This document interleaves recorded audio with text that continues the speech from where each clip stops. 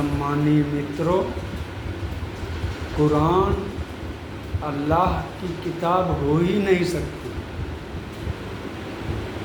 क्योंकि अल्लाह अपनी किताब में अनलॉजिकल, अनसाइंटिफिक बातें क्यों करेगा?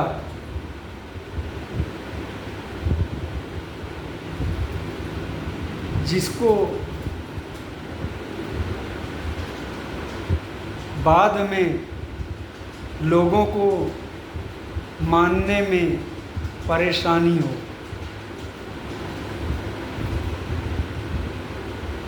यूनिवर्स, विश्व, धरती, मानव शरीर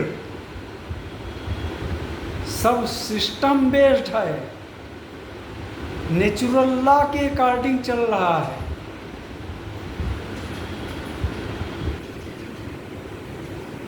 कोई भी नेचुरल नियम कभी टूटता नहीं है। पूरा कुरान अनलॉजिकल, अनसाइंटिफिक बातों से भरा हुआ है। मैं कुछ चीज़ों का उसमें से उदाहरण के रूप में रखता हूँ।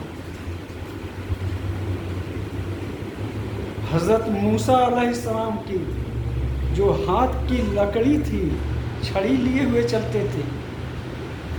आदमी अपनी सुरक्षा में लेके चलता है जानवरों से बचने के लिए। तब जंगल युग था। कुरान में आता है कि लकड़ी सांप बन गई। इसी तरह से उनके बाद कुरान में जिक्र आता है हज़रत ईसा मसीह अलैहिस्सलाम बिना बाप के पैदा हुए, जबकि सिस्टम ये है कि बिना बाप के कोई पैदा ही नहीं हो सकता। Natural law, natural system. इसी तरह से एक गुफा में कुछ लोग अपना जीवन बचाने के लिए घुस जाते हैं और बरसों उसमें सोते रहते हैं बिना खाए पिए। बॉडी का सिस्टम ही नहीं है कि आदमी बरसों सोता रहे।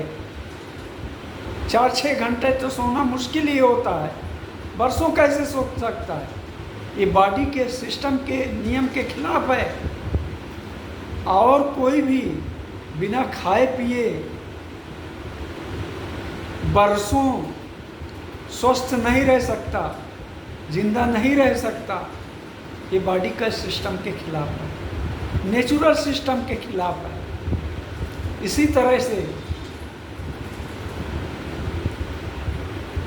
हज़रत इब्राहीम अलैहिस्सलाम ने मूर्तियों को तोड़ा लोगों को समझाने के लिए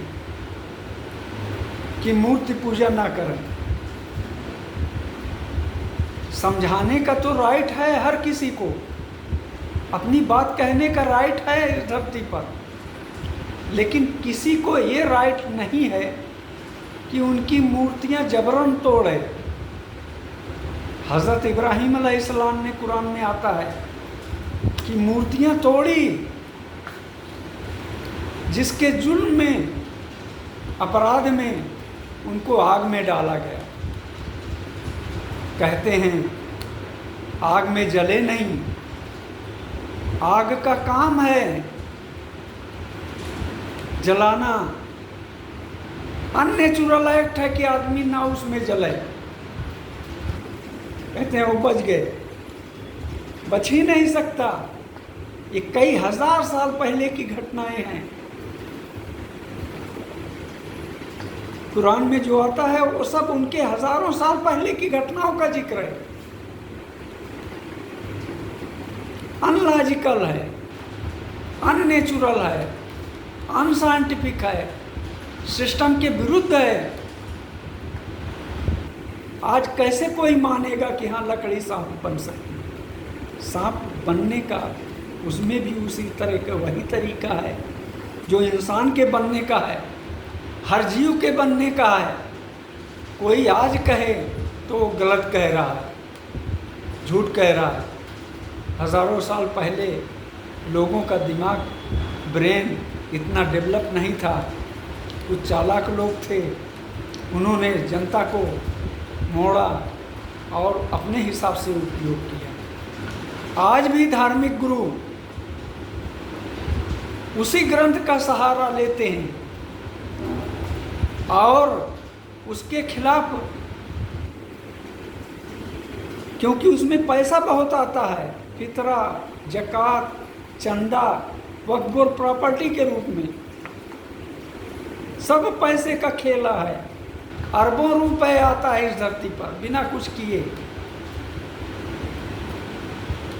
और ये उसी पैसे के उसमें जो उनके खिलाफ बोलता है, ये कत्ल भी करवाते हैं भाड़े के लोगों से, या लोगों की भावनाएं उभार कर अपने खिलाफ बातें नहीं करने देते पूरे विश्व में। क्योंकि जब बातें आदमी करेगा पढ़ लिख के, तो इनका जो ये धार्मिक धर्म के नाम पर जो कुछ ये पैसा ले रहे हैं जनता से, वो इनका पैसा लेना बंद हो जाएगा। तो इसीलिए ये अपने खिलाफ बोलने वाले का कत्ल भी करवा देते हैं। अब ये युग नहीं है कि उन बातों को माना जाए। आइए अब उन पुरानी बातों को, पुरानी चीज़ों को हम छोड़कर लोगों को जागरूक करें। आज धर्म नफरत की वजह बना हुआ है, इंसानों को बांट रहा है, एक दूसरे के बीच नफरत की दीवार खड़ी हुई है। भोली भाली जनता को ये धार्मिक गुरु गुमराह करके अपना धन का हित साधते हैं, राजनीतिक हित साधते हैं। राजनीतिक पार्टियां भी वोट बैंक के रूप में आपका इस्तेमाल करती हैं, यूज करती हैं। ये चाहती हैं कि आप इसी तरह से धर्म में बंधे रहें और वोट बैंक की तरह से आपका ये उपभोग करती रहें। सदियों से आपको गुमराह किया जाता रहा है दोस्तों, धर्म के नाम पे लड़ाया जाता रहा है। ये धार्मिक गुरु हमेशा बसते रहते हैं, ये लड़ाते हैं बस। आइए हम, अब ये युग धर्म को छोड़ने का है, इंसानियत को बचाने का है। धर्म के नाम पर जनता को रौंदा जाता है, उससे बचाने का है जनता को। आइए हम उन पुरानी हजारों साल की उन मान्यताओं को छोड़ें जो इंसानों के बीच नफरत फैलाती है, दूरियां पैदा करती है।